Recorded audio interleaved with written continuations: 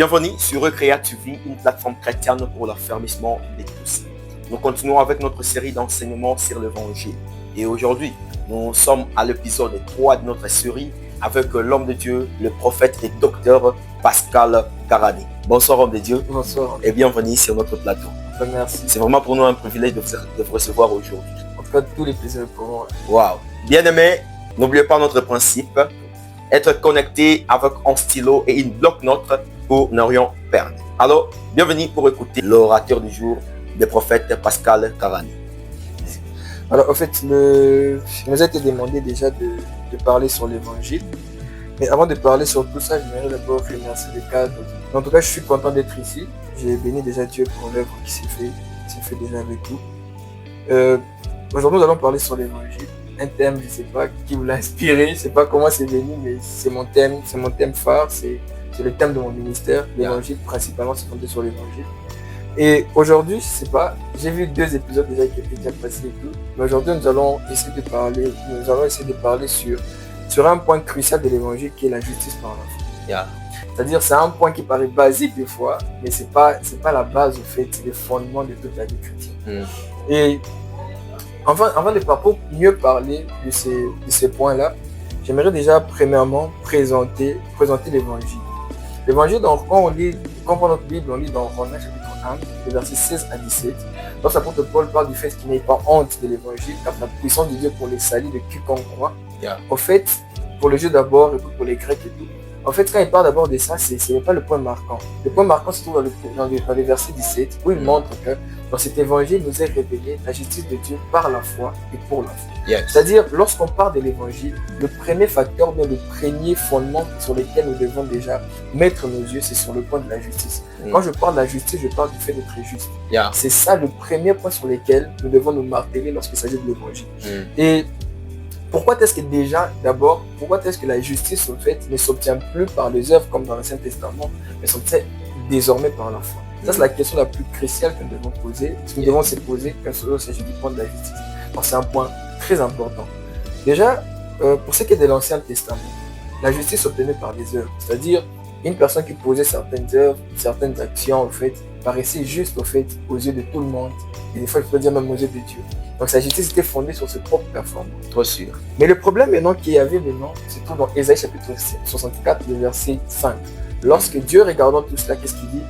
Le prophète Ésaïe, lorsqu'il regarde tout cela, qu'est-ce qu'il dit? Il dit que même notre plus grande justice est un vêtement souillé aux yeux de Dieu. C'est-à-dire, même lorsque nous nous croyons tellement justes, tellement parfaits, aux yeux de Dieu, on n'a pas encore atteint cette perfection. C'est-à-dire, la perfection déjà, aux yeux de Dieu, ce n'est pas un processus qu'on atteint pour devenir 100% parfait. Les gens, c'est ça, ce sont ça que je veux me marquer. Parce que la plupart des personnes disent ceci, certaines personnes, lorsqu'ils regardent d'autres personnes, se croient des fois meilleures, tout simplement parce qu'ils se disent, nous ne faisons pas ce qu'eux ils font. C'est-à-dire, leur capacité à se voir meilleure, c'est défini par rapport à ce que les autres font ou ne font pas. Et pas par rapport à eux. C'est-à-dire, ils pardonnent des fois le pécheur qu'ils sont, afin de tomber dans l'hypocrisie du saint qu'ils prétendent être sans l'être. Parce que pour eux, la sainteté, ce n'est pas cette nature du fait que Dieu soit en eux. Pour eux, la sainteté, c'est ces actes et ces actions qu'ils produisent. Les œuvres de la chair. Les œuvres de la chair qu'ils produisent. C'est-à-dire, quand je suis bien avec les gens, je me dis, je suis saint. Non, la sainteté, ce n'est pas parce que tu es bien avec les gens. Non. La sainteté, c'est parce que Dieu habite en toi. Et ça, c'est le premier défi. C'est-à-dire, la plupart des gens, c'était comme des pharisiens. Moi, je les appelle des fois les pharisiens du temps moderne. C'est-à-dire, ils se regardent avec un œil de perfection. Non pas parce qu'ils sont parfaits, mais parce que tout simplement, ils prennent les autres pour des imparfaits. Et ça, c'est vraiment une catastrophe ou bien un défi majeur que nous trouvons même dans la plupart des églises, en fait. C'est-à-dire, le prédicateur, c'est toujours le vous qu'il donne et jamais le nous.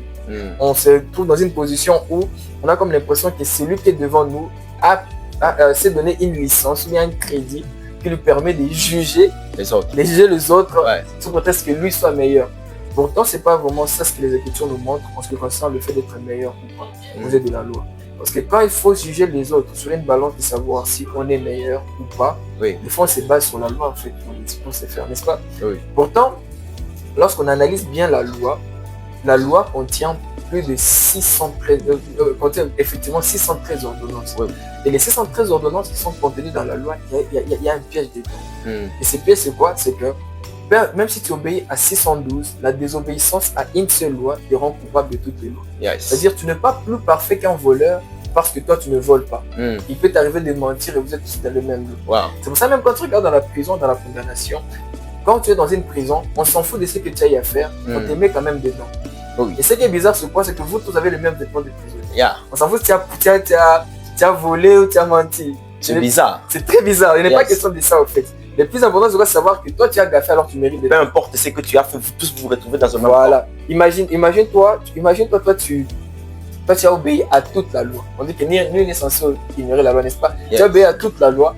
Et puis, il arrive un jour que tu mentes au mauvais gars. Et le mauvais gars, il t'amène en prison. Ouais. Et puis, dans la prison, tu te donnes dans la même cellule que la personne qui a violé, tué. Genre, il n'y a pas vraiment de différence, en fait, quand vous regardez bien. Vous serez dans le même conditionnement. Yes. Et il en est ainsi, au fait, pour la justice. C'est-à-dire, aussi longtemps que nous ne sommes pas capables d'être justes, au fait, au travers de nos propres performances, on a besoin d'une autre justice qui nous appartient. C'est-à-dire, on ne peut pas prétendre être juste sur base de ce qu'on fait, parce que même dans ce qu'on fait, il y a des failles. Yeah. Et c'est ainsi que Jésus-Christ venant, c'est pour ça que Jésus-Christ est venu même. La Bible déclare dans 2 Corinthiens chapitre 5, le verset 21, la Bible déclare, celui qui n'a point connu des péchés, il l'a fait devenir péché pour nous, afin qu'en lui nous devenons la justice de Dieu. Yeah. C'est-à-dire que nous sommes devenus la justice de Dieu, non pas parce que Nous avons fait quelque chose, ouais, mais parce qu'il y a quelqu'un qui est devenu péché pour nous. Oui. En fait, à la croix, les gens, quand on demande, je pose toujours aux gens la question de savoir qu'est-ce qui s'est vraiment passé là. La part de personnes répondant, il y a Jésus qui est mort pour nous. C'est bien, c'est bon, mais il faut bien comprendre ce qui s'est passé là. À la croix, qu'est-ce qui s'est passé? Il y a un juste qui a pris la place du pécheur, afin que le pécheur puisse prendre la place du juste. Wow. Comme ça, si je cite ces versets mal, il ne faut pas me lapider parce que je ne lis pas dans ma tablette. Alors je disais, il y a sur ça, je crois dans 2 Pierre 2, 24, là, il déclare qu'il a porté sur lui tous nos péchés. C'est-à-dire que Jésus-Christ à la croix, ce n'est pas ses péchés qui l'ont conduit là-bas, non, mais Jésus-Christ aussi était à la croix, c'était nos péchés qui l'ont conduit là-bas. Wow. C'est-à-dire que c'est lui qui est devenu le péché lui-même du croyant, afin que le croyant puisse devenir la justice même de Dieu. Et lorsqu'on parle de la justice de Dieu, il faut bien comprendre ceci. On ne dit pas que vous êtes devenu juste devant Dieu. On dit que vous êtes devenu la justice de Dieu. D'accord, ça va, c'est chiant de dire maintenant c'est quoi? C'est que lorsqu'il s'agit de l'œuvre de la croix, il s'agit de comprendre que Jésus-Christ a porté sur lui tous nos péchés. Yes. C'est-à-dire, en portant sur lui tous nos péchés, c'est que Jésus-Christ a fait au fait, il a résolu la question du péché. Vous savez, Dieu déteste tellement le péché parce qu'il aime le péché. Et les gens n'arrivent pas à comprendre ça. Parce que si vous regardez tout ce qui est écrit dans les Écritures comme étant quelque chose d'interdit ou de mauvais, ce sont des choses qui, si même toi-même tu t'y mets dans la vie juste naturelle, tu vois que ça a des conséquences nuisibles sur toi. Oui. Alors Jésus-Christ est venu détruire cela, est venu détruire en fait l'œuvre ou bien la puissance du péché dans la vie de quelqu'un. Et la bonne nouvelle maintenant, c'est quoi? La bonne nouvelle, c'est que l'homme, avant que Christ ne meure, péchait, non pas pour être pécheur, mais parce qu'il était pécheur. Yeah. C'est-à-dire le péché que l'homme posait était issu de sa nature. Wow. C'est-à-dire il ne péchait pas pour devenir pécheur. Mais il est péché parce qu'il a la nature pécheresse. Voilà, ça fait comme quelqu'un qui vole. C'est quelqu'un qui est un voleur. Oui. Lui, il ne vole pas pour être voleur, mais parce qu'il est voleur. De nature, il est voleur. C'est pour ça le problème que Jésus-Christ est venu résoudre, c'est ici là où on va vraiment se m'appeler. Wow. Le problème que Jésus-Christ est venu résoudre, ce n'était pas maintenant un problème lié à une habitude, un problème lié à des actes ou à des actions, mais un problème lié à la nature. C'est pour ça que la Bible déclare dans 2 Corinthiens 5, 17 que celui qui en Christ est une nouvelle créature, les choses anciennes sont passées et toutes les choses sont devenues nouvelles. Yeah. Mais le problème ici se trouve sur lequel je vais me marquer dans tout. Il y a deux mots pour nouveau. Il y a le mot kainos et il y a le mot neos. Le mot neos veut dire, genre par exemple ta chemise, c'est une nouvelle chemise. Pourquoi? Parce qu'il y a des chemises qui existent, n'est-ce pas? Yes. Mais imagine là la toute première voiture, donc personne n'a déjà vu une voiture. Ça c'est une kainos voiture, c'est-à-dire ça commence à exister seulement le jour où on le voit et c'est le jour de son invention. Donc à part ce jour-là, ça n'a jamais existé. Wow. C'est pour ça maintenant quand une personne entre en Christ ou bien une personne reçoit Christ, cette personne devient une nouvelle créature. C'est-à-dire cette personne obtient une nouvelle nature. Yeah. Une nouvelle nature. Et là, il déclare que toutes les choses anciennes sont passées, toutes les choses sont devenues nouvelles. En Christ, un croyant n'a pas de passé. En Christ, un croyant n'a qu'un seul présent. Et son présent, c'est Christ. Wow. C'est-à-dire, si un croyant doit voir son identité, un croyant doit voir sa personne, il doit voir sa personne uniquement en Christ. C'est pour ça que la Bible déclarera dans 1 Jean chapitre 4, verset 17, et tel il est, tel nous sommes. C'est pas que... Ça, c'est une vérité un peu bizarre. En fait, quand on dit que nous sommes lui, c'est bizarre. C'est-à-dire quoi? C'est-à-dire que nous tous, ici où nous sommes lui. Donc, nous formons le lui qu'il est. C'est-à-dire, il n'y a aucune différence entre moi et Jésus. Il ne s'agit pas de ma perfection. Donc ça, moi, des fois, je n'aime pas la chanson « Je vais être comme Jésus ». Tu es déjà comme moi. C'est déjà quelque chose qui s'est bien fait. Vous savez, toutes les réactions, toutes les personnes qui pensent encore qu'il y a encore quelque chose que Dieu pourra faire dans un cadre futur, au lieu de s'appuyer sur tout ce que Dieu a déjà fait, sont dans l'erreur. Parce que si vous pensez que Dieu attend que tu arrives à un certain niveau pour qu'il fasse ceci, et tu n'arrives pas à te focaliser sur le fait que Dieu ait déjà fait ceci ou cela dans ta vie, c'est une erreur. Parce que Dieu en Christ, il vous a tout donné. Ça déclare que vous avez tout pleinement en lui. Et en Christ, Dieu a tout fait pour vous. Et ce que Dieu veut, c'est que vous puissiez bénéficier de ce Christ que vous avez. Je dis toujours aux gens, Moïse et tous les autres personnages de l'Ancien Testament, ils seraient prêts à vendre tous leurs miracles et toutes leurs expériences avec Dieu, afin d'être seulement ce que nous sommes.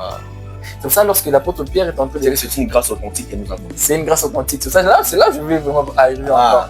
C'est ça l'apôtre Pierre, quand il écrit dans 1 Pierre chapitre 1, le verset 10 à 12, lorsqu'il est en train de parler des gens de l'Ancien Testament, il dit que ces gens ont voulu plonger le regard afin de sonner l'époque et les temps où cette grâce que nous sommes en train de vivre pourra être donnée, pourra être dispensée.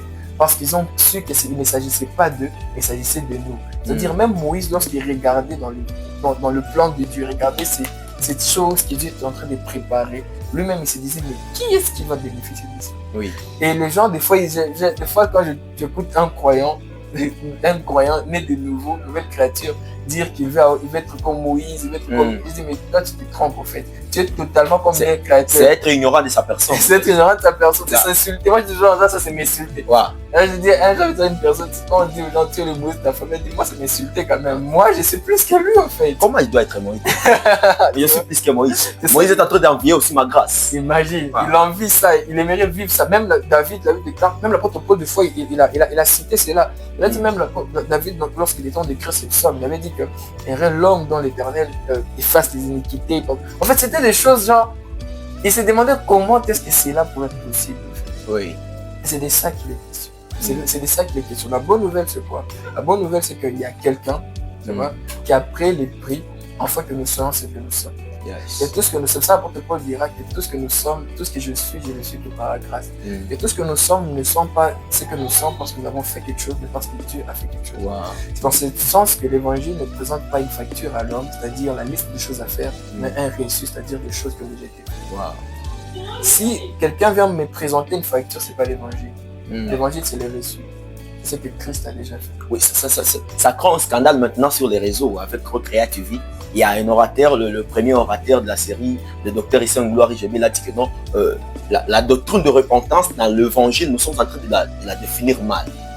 Là où on nous présente que pour être saint, il faut toujours et toujours au quotidien demander pardon. Qu'est-ce que vous pouvez en dire? Déjà, moi je vais te poser une question. Est-ce que tu es plus promesse hier qu'aujourd'hui? Rien. Voilà. Alors la question de savoir est-ce qu'on est plus saint hier qu'aujourd'hui? Voilà, équation. Et l'autre chose que je vais te dire, si la sainteté c'est un processus qui se vit quotidiennement, on va vivre combien de temps pour atteindre la sainteté maximale? Parce que c'est ce que Dieu exige pour que nous puissions être parfaits au l'évangile. On va faire combien de temps pour vivre la sainteté maximale? C'est ce que nous demandons. La réponse dans la Bible, dans Hébreux 10-19 déclare que nous avons été sanctifiés une fois pour toutes en notre Seigneur. Il y a un pasteur qui nous a dit bizarrement que Jésus-Christ ne nous a pas pardonné le péché d'hier, d'aujourd'hui et du futur. Je me croyais, je me demandais parfois. Bon, permettez-moi de révéler d'abord une chose. Ça va? Ce que j'ai révélé, ça, je sais pas, j'aimerais enseigner ça d'une certaine façon et simple. Vous êtes au point d'abord que Dieu n'a jamais pardonné les péchés des croyants. Parce que lorsqu'on parle de quelqu'un qui a été pardonné, puis sauvé, c'est différent. Vous savez, les trucs sur quoi c'est que la chose qui est ici, c'est quoi? C'est que nous ne sommes pas des pécheurs sauvés par grâce. Nous sommes des personnes régénérées et recréées à l'image de Christ. C'est-à-dire, l'ancien nous est mort. Et le nouveau nous qui est Christ est né. Et c'est lui qui est manifesté. Et le nouveau nous a été pardonné quand? Le nouveau nous a été pardonné quand? Ça devient une équation en fait. Lorsque nous avons cru en Jésus-Christ ou comment? Donc, alors maintenant, c'est ça la chose que nous devons comprendre. Le vous qui a été pardonné est déjà mort. Mais le vous qui est ressuscité avec Christ, c'est-à-dire assis avec Dieu à la droite du Dieu le Père, c'est le vous qui est vivant maintenant. C'est-à-dire il naît dans un monde où il ne peut être focus sur Christ. Et s'il lui arrive de reproduire les œuvres qui sont contraires à sa nature, c'est parce qu'il est sujet à une tromperie. Je vais te donner un exemple. Lorsque Dieu a créé Adam, est-ce qu'il a créé Adam avec une nature pécheresse? Lorsque Dieu a... Non, mais non. Alors, comment est-ce qu'Adam peut pécher? Voilà. La question de savoir si c'est comprendre, c'est comment. Ce qui a poussé Adam à pécher, ce n'est pas parce que Dieu l'a créé avec une nature pécheresse, mais parce qu'il a été exposé à une information trompeuse. C'est pour ça la chose qui s'est passée, quoi. Lorsque Adam vient dire à Dieu qu'il est nu, la question que Dieu lui pose, c'est qui t'a dit? Qui t'a dit? Comme ça, quand tu es une nouvelle créature, tu es dans un monde où la maladie n'existe pas. Alors, quand tu viens dire que tu es malade, Dieu lui te demande qui t'a dit que tu es malade. Voilà. Donc, tu nais dans un monde où les informations auxquelles tu es exposé sont des informations divines. Et c'est ça le sens même de la repentance. La repentance signifie non pas demander pardon dans la prière. La repentance signifie changer de chemin. En hébreu qui est teshuva et métanoïa en grec qui veut dire changer la manière de penser. La repentance, je dis toujours aux gens, ça n'a rien à voir avec le péché. Il n'y a aucun lien. La repentance a quelque chose à voir avec l'attitude. Yes. C'est pour ça quand Jésus vient, il dit répentez-vous car le royaume de Dieu est proche. Ce n'était pas venez demander pardon pour vos péchés car le royaume de Dieu est proche. Non, changez votre manière de penser car le royaume de Dieu est proche. C'est pour ça que si vous remarquez bien, Dieu n'a pas un problème de comportement avec vous. Dieu a un problème de pensée avec vous. C'est pour ça dans Romains chapitre 12, le premier verset en descendant, on parle du fait de renouveler notre intelligence et non de renouveler notre comportement. Pourquoi? Parce que dans Proverbe 23, cette Bible déclare que l'homme est tel les pensées de son âme. C'est-à-dire que vous faites et manifestez vos pensées. Et si une fois vos pensées sont captives à l'œuvre de Christ, c'est-à-dire vos pensées sont captives à ce que Christ a fait pour vous, vous serez en train de manifester Christ automatiquement. Donc il ne s'agit pas ici d'un comportement à régler, mais d'un système de pensée à régler. Qui nous révèle encore la nature. Alors maintenant, quand le système de pensée est renouvelé, on manifeste la personne de Christ. Moi, je vous donne un exemple. Vous savez, il y a la personne, je donne toujours cet exemple, la personne qui a fait une des personnes qui a fait une grande invention. D'ailleurs, son histoire s'appelle La lettre de ma mère. En fait, cette personne, qu'est-ce qui s'était passé? Un jour, il était arrivé à l'école, et lorsqu'il était arrivé à l'école, le professeur allait chasser chaque jour parce que la personne était très vite. Et une fois, la personne a envoyé une lettre, c'est une lettre ouverte qu'on a à écrire. On a donné ça à sa mère. Et lorsqu'on a donné ça à sa mère, on a dit à sa mère, elle a demandé à sa mère, maman, lis pour moi la lettre. Bon, la mère a commencé à lire la lettre. La mère, lorsque la lettre, c'est ce que la mère a dit. La mère a dit, le professeur a écrit que tu es tellement intelligent que ta place n'est pas à l'école, que tu dois t'enfermer dans la chambre pour inventer des choses. Et la personne a pris ça dans sa pensée. La personne s'est renfermée dans la chambre et a commencé à inventer des choses. Et après, lorsque la personne a fini de sortir de sa chambre, il a inventé un appareil et tout, il vient montrer ça à sa mère était déjà au coma, il montre sa mère est déjà morte. Et après un jour, il est en train de fouiller dans les affaires de sa mère, il trouve la lettre, il voit que la lettre ne disait pas qu'il était intelligent, la lettre disait qu'il était bête. Mais ce qui l'a aidé à manifester autre chose, et ce que le professeur a dit, c'était que sa pensée a été sujet à d'autres informations. Je suis en train de dire ici quoi, c'est que la plupart des chrétiens n'arrivent pas à demeurer dans une vie saine, ou bien dans une vie sainte, si je peux le dire comme ça, dans une vie à part, non pas parce que ces personnes ne sont pas sanctifiées ou saintes, mais parce que ces personnes sont exposées à des informations selon lesquelles la sanctification c'est dû à une certaine force, à certains efforts qui doivent mener, qui font en sorte que cela n'arrive pas jamais. Oui, et alors, qu'est-ce que nous pouvons faire? Qu'est-ce que la jeunesse peut faire aujourd'hui pour vivre selon l'évangile? La vraie version de l'évangile. En fait, déjà, l'évangile, pour vivre la vraie version de l'évangile, c'est pas manifester l'évangile, c'est pas dire ça comme ça et tout. La première des choses, moi, que j'ai toujours aux gens, et la limite des choses que je dis aux gens, c'est de garder les yeux rivés sur Christ. Yes. C'est ça, l'auteur des Hébreux dit, ayant les yeux rivés vers Christ, qui est l'auteur de consommateur. Vous savez, lorsque les yeux ne sont pas rivés vers Christ, ils sont rivés vers de futilité. Moi, j'appelle des futilités parce que pour moi, tout ce qui ne cadre pas avec Christ et son œuvre, pour moi, sont des futilités. Et lorsque vous posez sur le visée, sur la personne de Dieu,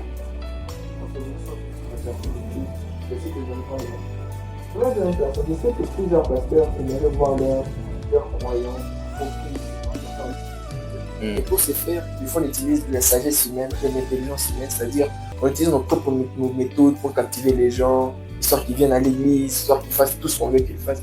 Mais le plus grand secret pour amener quelqu'un à manifester Christ, c'est l'exposer Christ quotidiennement.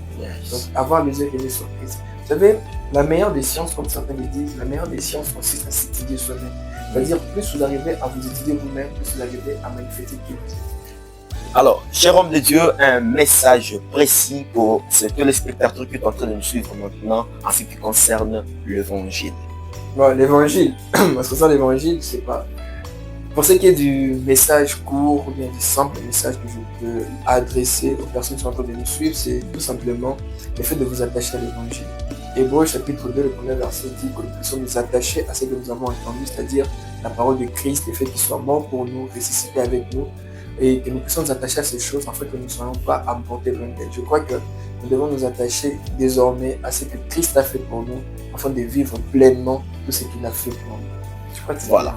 Voilà un peu les messages que nous devons retenir ce soir en ce qui vient de l'homme de Dieu. Je vous ai dit au préalable que c'est un prophète, mais aussi c'est un docteur. Restez toujours connectés sur Recrea TV, là où la vérité est révélée et Jésus-Christ est glorifié. Shalom.